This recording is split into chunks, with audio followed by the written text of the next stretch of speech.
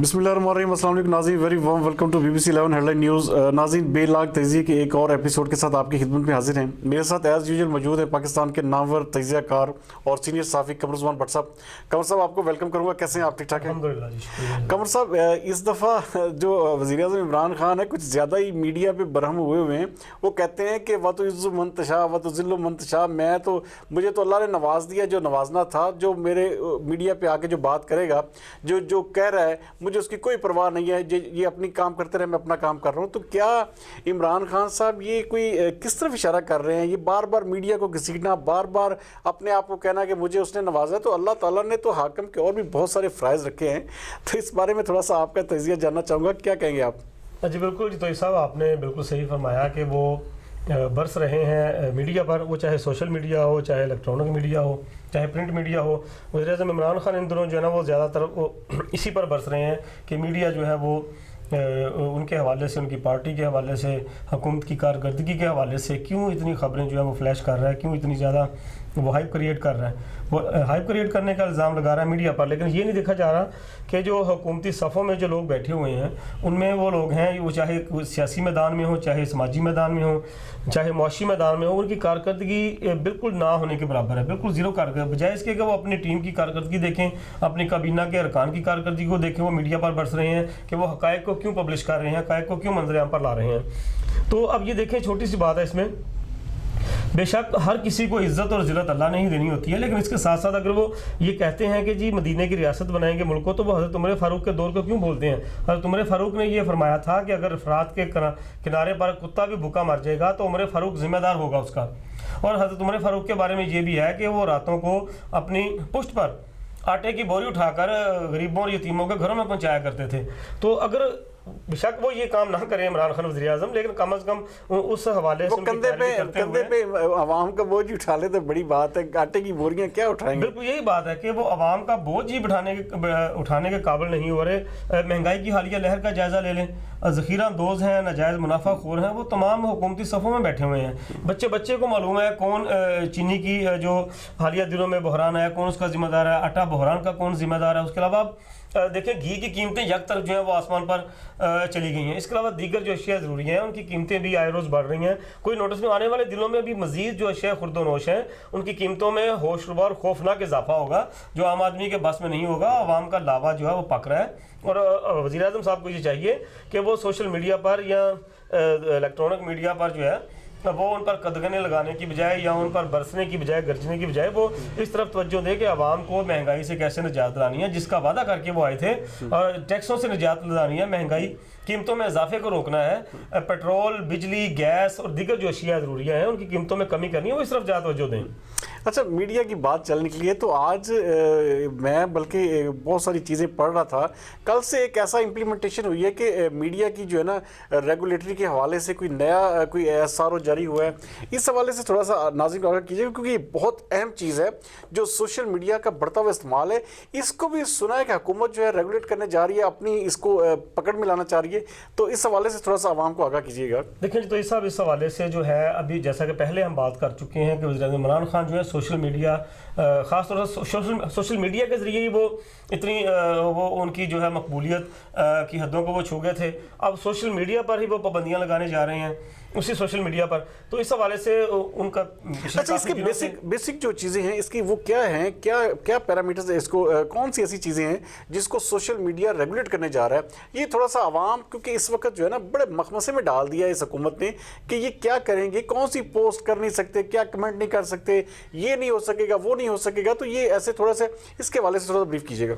जी बिल्कुल, ये वज़ीर-ए-आज़म इमरान खान के हदायत के मुताबिक वज़ारत इंफॉर्मेशन टेक्नोलॉजी पर काम कर रही थी गुज़िश्ता कुछ अरसे से, और इस हवाले से जो एक SRO जारी किया गया है उन कवानीन को citizen protection against online harm rules 2020 का नाम दिया गया है। इस SRO के तहत सोशल मीडिया को रेगुलेट करने के लिए कि तौहीन मज़हब की जो ख़बरें हैं या उस हवाले से पोस्ट हैं शेयर की जा रही हैं या पोस्ट की जा रही हैं, दहशत गर्दी के हवाले से है, इंतहा पसंदी के हवाले से है, नेशनल सिक्योरिटी के हवाले से है, और झूठी खबरें जो जंगल की आग की तरह फैल जाती हैं सोशल मीडिया पर, उन हवाले से उनको रेगुलेट करने के लिए ये नया SRO लाया गया है।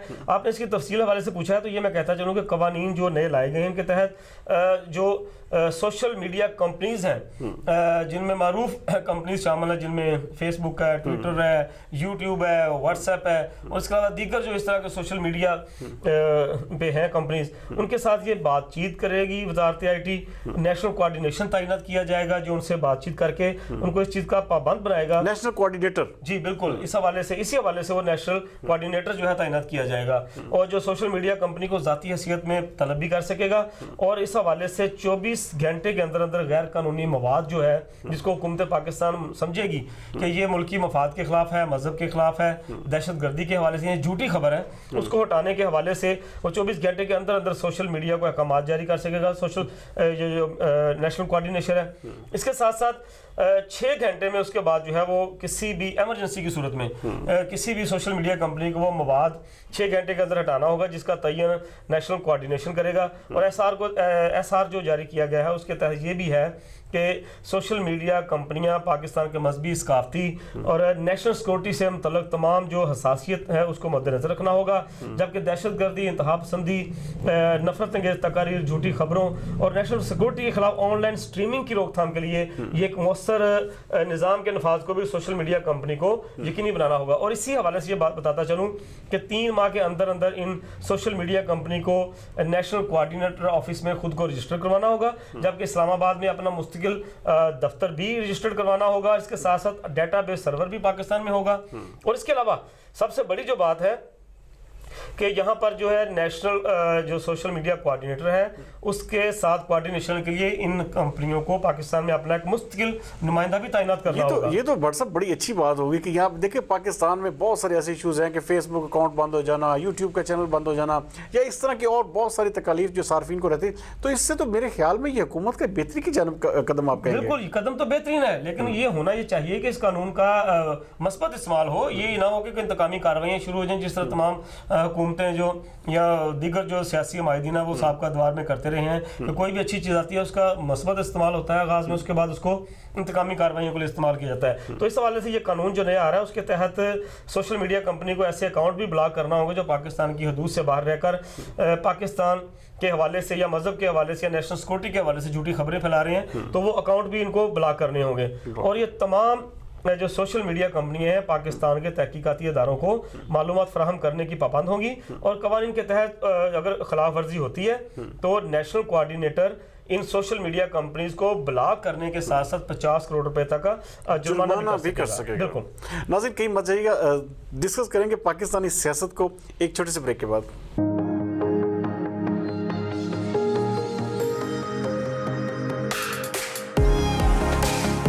मेरा विजन हमेशा मुझे दूसरों से आगे रखता है।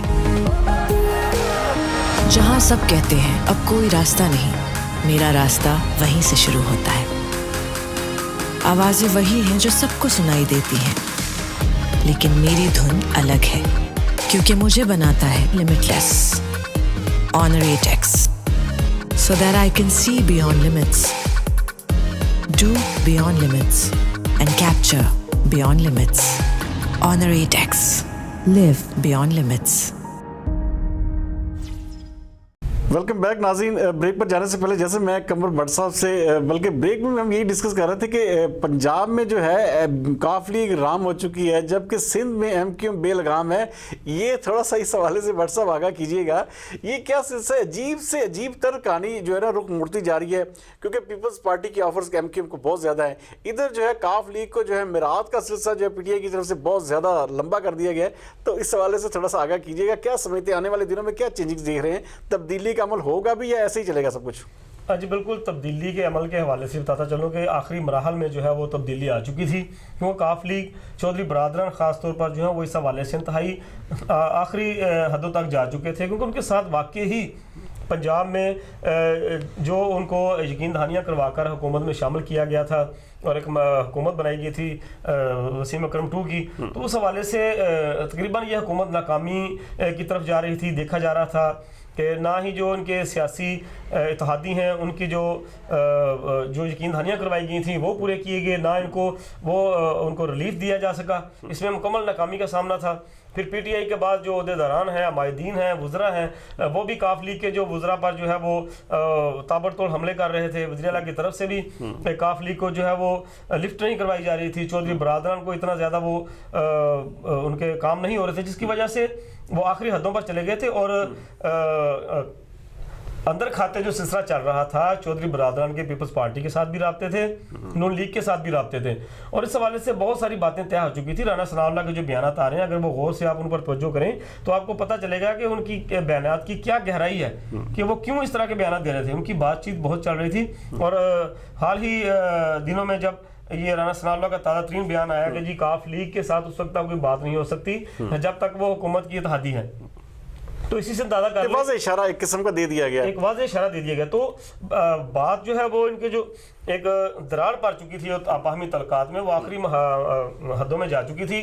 तो कुछ जो है वो ऊपर वालों के अहकाम आता है, कुछ शेख रशीद बीच में पड़े, कुछ और जो है दोस्त वो पड़े। फिर चौधरी शजात की जो है वो अंदरूनी खाना कुछ मुलाकातें हुई नामालूम मकाम पर, और वहाँ पर उन मुलाकातों में ये यकीन दहानियाँ दोबारा करवाई गई, तहफ़्फ़ुज़ात पूरे किए जाएंगे। और मराद का जो एक सिलसिला टूट गया था काफ लीग के लिए, वो बहाल हुआ है, जिसके बाद अब काफ लीग जो है वो राम हो चुकी है। लेकिन सिंध में अभी जो है वो MQM के हवाले से PTI के और दीगर जो हुकूमती माहिदीन हैं उनके अपने तहफ़्फ़ुज़ात हैं, सिंध में जो उनके वुज़रा हैं उनके भी तहफ़्फ़ुज़ात हैं, उस हवाले से भी ये मामलात चल रहे हैं, मुज़ाकरात जारी हैं। और इसमें भी देखें कि आने वाले दिनों में क्या चीज़ सामने आती है कि MQM जो है दोबारा वो जो है आती है या बेलगाम ही रहती है। अच्छा कौर व्हाट्सअप, यहाँ से सबसे बड़ी तकलीफ जो चीज़ है, देखिए सियासत खेलते खेलते इस मुल्क में जो हमारे सबसे बड़ा इशू है, देखिए बच्चियों और बच्चियों के साथ जो ज़्यादतियों का जो रेशो था, यकदम थोड़ा सा एक आध महीने के लिए उसमें गैप आया, लेकिन अब हौलनाक हद तक उसमें इजाफा हो चुका है। आए रोज़ लड़कियों के साथ रेप के ज़्यादती के वाक़यात हो रहे हैं, बच्चों को साथ ज़्यादती के बाद कत्ल कर दिया जाता है, उसकी लाश को फेंक दिया जाता है। ये सिलसिला दोबारा एक नए सिरे से पूरी जिसे कहते हैं हौलनाकी के साथ खड़ा हो गया।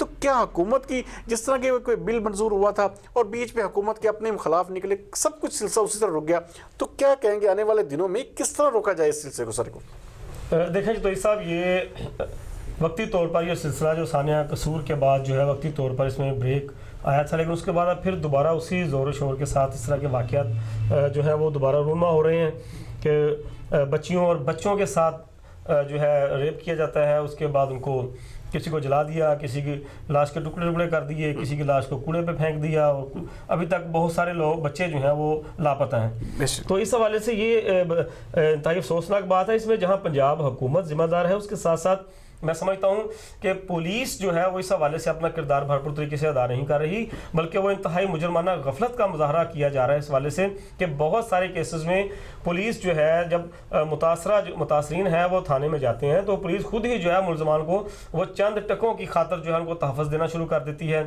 मुकदमे को बिगाड़ा जाता है, नरम दफात लगाई जाती हैं, और मुलजमान जो है उनको ये मौका फराहम किया जाता है, उनको फौरी गिरफ्तार नहीं किया जाता FIR दर्ज करने के बाद, बल्कि मुलजमान को ये मौका फराहम किया जाता है कि वो या तो पहले अबूरी ज़मानत करवा लें अपनी, और या उनको फिर फरार करवा दिया जाता है। उसके बाद मुतासरा फैमिली पर दबाव डाला जाता है, उनको डराया जाता है कि मुआशरे में करने के लिए दबाव करने के लिए भी मुख्तलिफ हीलों बहानों से डराया जाता है। 2-3 तरीके होते हैं कि पहले उनको डराया जाता है कि आपकी मुआशरे में नाक नहीं रहेगी, आपकी इज्जत नहीं रहेगी, इज्जत खराब होगी मुआशरे में, ये मीडिया पर जो बातें उछलेंगी।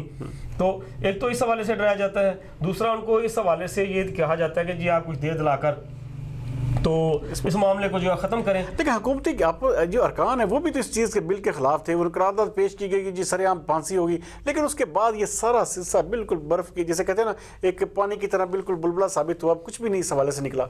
देखें जी यही तो चीज़ है, पहले भी कवानीन मौजूद है, लेकिन बात मैंने आपको ये कही है कि जब वो मुतासरीन थाने में जाते हैं तो वहाँ सबसे पहले तो ये होता है कि पुलिस ही दफात जो है वो नरम लगाती है, जो असल दफात जो FIR में दर्ज होनी चाहिए उन दफात को शामिल ही नहीं किया जाता, जिसका रिलीफ मुलजम को मिलता है। सबसे बड़ा मसला हमारे मुल्क में आप समझ रहे हैं कि पुलिस का निज़ाम है। अच्छा मैं इसी तरफ आगे बढ़ूंगा कि पुलिस के निज़ाम की आप बात कर रहे हैं, तो अच्छा पिछले दिनों एक जंग में एक वाक़या पेश आया जिसमें जो एक गद्दी नशीन है बहू सरकार के हज़रत नजीब सुल्तान, अच्छा उनके हवाले से कि उनकी ज़मीनों पर कब्जा किया जा रहा है, उसमें वफाकी वज़ीर जो PTI के उनका नाम लिया जा रहा है रहा है। तो क्या इस मामले में क्या हकीकत है? और पूरे फैसलाबाद शहर को पूरे 2 दिन के लिए पैरालाइज किया गया, उसके बाद जाके कमिश्नर की बात जाके बीच में जो वहाँ पे जो मुरीदैन बैठे हुए थे उनको जो है तितर बितर किया गया। तो कहाँ पे देख रहे हैं, क्या वाकई ही उनकी ज़मीनों पे कब्जा था या सब कुछ ये एक सिर्फ और सिर्फ एक वो जिसे कहते हैं गद्दी और उसकी एक जंग है, या क्या कहेंगे आप इस हवाले से? देखें जी, मज़ारात के हवाले से अगर थोड़ा सा आप उनकी तारीख जो गुज़िश्ता 20-25 साल की तारीख अगर देखें मुख्तलिफ मज़ारात पर, उन पर यह है कि जो गद्दी नशीन है या वहाँ पर जो उनके खलीफा हैं उनके दरमियान ये तनाज़ात जो है चल रहे हैं, या तो गद्दी पर कब्ज़ा करने के लिए या जो उस दरबार से मुंसलिक जो इराज़ी है जो गवर्नमेंट की तरफ से दी गई है कि उनको उनके लिए मंसूब कर दी गई है, तो उस हवाले से उस पर कब्ज़ा करने के लिए ये जंगें जारी हैं। अगर लाहौर के बहुत सारे मज़ारात हैं उनका हवाले से देखा जाए तो वहाँ पर 25 से 30 अफराद जो हैं सिर्फ ये गद्दी नशीनी पर कब्ज़ा करने के लिए कत्ल हो चुके हैं। और ये जो हज़रत सुल्तान बाहू के मज़ार पर जो इस हवाले से ज़मीन पर कब्ज़ा करने के हवाले से बातचीत है, अब तक 3 मुरीद जो हैं वो भी कत्ल हो चुके हैं और मज़ीद वहाँ पर कशीदगी है इस वक्त और ख़तरा है कि मज़ीद जाने ना ज़ाया हों। तो इस हवाले से ये है कि ये जो गद्दी नशीन है उनके साहबजादा नजीब सुल्तान, उनका ये और उनके मुरीदैन का ये कहना है, उन्होंने इल्ज़ाम आयद किया है कि साहबजादा नजीब सुल्तान के भांजे जो वफाकी वजीर भी हैं महबूब सुल्तान और उनके भाई हबीब सुल्तान, वो दरबार की ज़मीनों पर कब्जे कर रहे हैं। और कब्जे किस तरह किए जा रहे हैं कि रिकॉर्ड में जालसाजी की जा रही है। पूरे पंजाब में मुख्तलिफ मकामात पर ज़मीनें हैं और मुतलका पटवारियों के साथ, मुतलका जो अफसरान हैं उनके साथ मिली भगत करके जालसाजी की जा रही है, रिकॉर्ड तब्दील करके वो ज़मीनें कब्जा करके अपने नाम ट्रांसफ़र करके और आगे फ़रोख्त की जा चुकी हैं। और इस हवाले से जो है वो दरबार की इंतज़ामी कमेटी और दीगर जो अमायदीन हैं, बुजुर्ग हैं उनकी फैमिली के, उन्होंने भी मिल बैठ कर ये मसला हल करने की कोशिश की है। लेकिन जो वफाकी वज़ीर साहबजादा महबूब सुल्तान है वो इस तरफ नहीं आ रहे कि मिल बैठ कर के वो मसले को हल किया जाए और ज़मीनें वापस की जाएँ। तो अब ये मुजाहरीन 2-3 रोज़ तक ज़िला कौंसल चौक फैसलाबाद का उन्होंने बिल्कुल ब्लॉक कर दिया था। वहाँ टेंट लगा कर एहतजाजी कैंप लगा दिया, धरना दे दिया। ख़वातीन भी सर्दी में सारी रात वहाँ रहीं, बच्चे भी रहे और सारी रात वहाँ नारेबाजी होती रही। तो अभी दूसरे तीसरे दिन जाके जो है वो कमिश्नर फैसलाबाद जाके मुजाहरीन से उन्होंने मुलाकात की है और उनको यकीन दहानी करवाई कि 5 दिन की मोहलत दे दें। 5 दिन के बाद जो है, एक तो ये है कि वहाँ जो तामीरात हो रही थी वो इंतज़ामिया ने तामीरात नाजायज़ जो थी वो रोक दी हैं वहाँ तमाम ज़मीनों पर, और 5 दिन की मोहलत दी है कि 5 दिन दें, 5 दिन के बाद जो है वो इसमें अपना लायामल देंगे। और इस हवाले से और मुजाहरीन ने यह भी मुतालबा किया कि चूँकि ये ज़मीनों के मामला सारे इस वक्त अदालतों में है, तो मुजाहरीन ये मुतालबा कर रहे हैं कि जब तक फैसला नहीं आ जाता अदालत से उस वक्त तक इन ज़मीनों को सील कर दिया जाए। और इस हवाले से भी डिप्टी कमिश्नर जंग और DPO जंग जो है वो नहीं आ रहे कि कम अज़ कम, चूँकि हालांकि वो ज़मीनों पर कब्जा किस दौर में किया जा रहा है कि जबकि अदालत की तरफ से स्टे ऑर्डर भी जारी हो चुके हैं, उसके बावजूद वहाँ पर कब्जे किए जा रहे हैं। अच्छा कमल व्हाट्सअप, आखिर में कबड्डी वर्ल्ड कप जैसे आपको पता है कि 9 तारीख से शुरू हो चुका है, 2 दिन हमारे फैसलाबाद में इसके मैचेस जारी रहे। अच्छा, क्या ज़बरदस्त हिकमत अमली थी कि जब आपका पहला मैच जारी था तो इंतज़ामिया ने ऐलान कर दिया जी कि स्टेडियम को फ्री कर दिया है। क्या ऐसे फैसले होते हैं इस तरह से? और स्टेडियम जो थे वो बिल्कुल खाली रहे।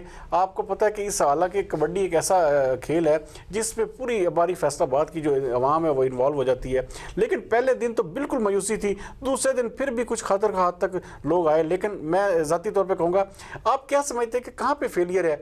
जब भी कोई ऐसा इवेंट होता है, जब भी फैसलाबाद में कोई ऐसी चीज़ होती है तो वो बिल्कुल इनकी नाअहली की नज़र हो जाती है, इनको बाद में याद आता है कि हमने ये करना था। तो जैसे कि मैच के दौरान इन्होंने फैसला किया, तो इस हवाले से थोड़ा सा आखिरी ब्रीफली नोट दीजिएगा। जी, तो ये सब देखिए आपके जी, कबड्डी जो है ये पंजाब का एक रवायती सकाफती खेल है और इस हवाले से कबड्डी के बहुत से परस्तार जो हैं वो पूरे पंजाब में हैं, बल्कि फैसलाबाद में पाई जाती हैं। आप देखें कि कौमी टीम, कबड्डी की कौमी टीम जब भी बनती है फैसलाबाद से, फैसलाबाद कम अज़ कम 8 से 10 खिलाड़ी जो होते हैं वो उनका फैसलाबाद से ताल्लुक़ होता है और अक्सर जो है वो कप्तान भी फैसलाबाद ही के होते हैं कौमी टीम के। तो यहाँ पर एक स्टेडियम भी तामीर किया जा रहा है, वो भी अभी तक मुकम्मल नहीं हो सका। इंतज़ामिया की नाअहली और गफलत की इंतहा ये देखें कि फ़ंड्स मंजूर हो चुके हैं लेकिन अभी तक सरगुदा रोड पर वो कबड्डी स्टेडियम भी तामीर नहीं हो सका। अब ये कबड्डी का वर्ल्ड कप हुआ था तो ये बहुत पहले से फैसला हो चुका था। इंतज़ामिया जो इस हवाले से एक तो मुनासिब पब्लिसिटी करने में नाकाम रही है, लोगों को इस तरफ राग़िब करने में नाकाम रही है, ऊपर से 200 रुपये और 400 रुपये के टिकट जो है वो लगा दिए गए। और जब अवाम को नहीं देखा तो फ्री कर दिया गया। जब देखा कि यहाँ पर जो है स्टेडियम खाली नजर आ रहा है, उसमें ये इनकी बदनामी होगी, तो ऐलान कर दिया कि जी ये मैचेस में आए देखें, बिल्कुल फ्री है। लेकिन उसके बावजूद फ्री होने के बावजूद पुलिस ने गेट्स पर शहरियों को रोका, जो परस्तार थे, कबड्डी के देखने वाले शायकीन थे, उनको गेट्स पर रोककर उनके साथ बदतमीजी की गई। तो ये बड़े नाकस इंतजाम थे सिक्योरिटी के हवाले से, तो उन्होंने पूरा अपने फ़राइज़ पूरे कर दिए। ये पुलिस की भरमार कर दी, रास्ते बंद कर दिए, जगह जगह जो है नाके लगा दिए। लेकिन जो शहर ट्रैफिक के हजूम में जिसे कहते फंसा रहा, पूरा दिन शहरियों की कालों का तांता बजा रहा कि जी इस वक्त फलां रोड ब्लॉक है फलां, और कैसा अजीब सा इन्होंने किया। खैर एनी हो, मैं बट साहब आखिर में सिर्फ आपसे क्या कंक्लूड करेंगे, कहाँ पे इंतजामिया फेलियर है, कहाँ पे क्या कहेंगे आप? देखें जी, इस हवाले से तो मैं तो यही कहूँगा कि इंतज़ामिया के फेलियर इसमें ये है कि यहाँ पर इनको चाहिए था कि अवाम को इस तरफ लाने के लिए कि वो शौक़ से आएँ, पसंद करते हैं कबड्डी को, तो इनको चाहिए था कि टिकट पहले दिन टिकट लगाने की बजाय ये पहले ही ऐलान कर दिया जाता, तो फ्री इसको कर दिया जाता, फ्री कर दिया गया है, फ्री करने का ऐलान कर दिया जाता और प्रॉपर इसकी पब्लिसिटी की जाती, जिस तरह पहले जो दीगर अमूर में पब्लिसिटी की जाती है। छोटे छोटे लेवल पे यहाँ पर कप होते हैं, तो इंतजामिया यहाँ पर लाखों करोड़ों रुपए खर्च कर देती है उसकी पब्लिसिटी पर, और जगह जगह स्टीमर्स और फ्लैक्सियाँ वैसा कर दी जाती हैं। लेकिन वर्ल्ड कप हो रहा है हमारे शहर फैसलाबाद में, लेकिन उसके बावजूद इंतजामिया की नाहली ये है कि इन्होंने इसकी मुनासिब पब्लिसिटी नहीं की, कहीं पे स्टीमर्स नहीं लगाए, कहीं पे फ्लैक्सेस नहीं लगाई, और सिर्फ जो है वो अब ये होगा कि करोड़ों रुपए के बिल जो है वो अंदर खाते बना के वो हजम कर लिए जाएंगे। नाज़रीन, ये था आज का बेलाग तजिया। आपको कैसा लगा? उम्मीद है आपके जो फीडबैक हमें इंतजार रहेगा। अगले प्रोग्राम तक के लिए मुझे और कमर बट साहब को इजाज़त दीजिए। पाकिस्तान जिंदाबाद।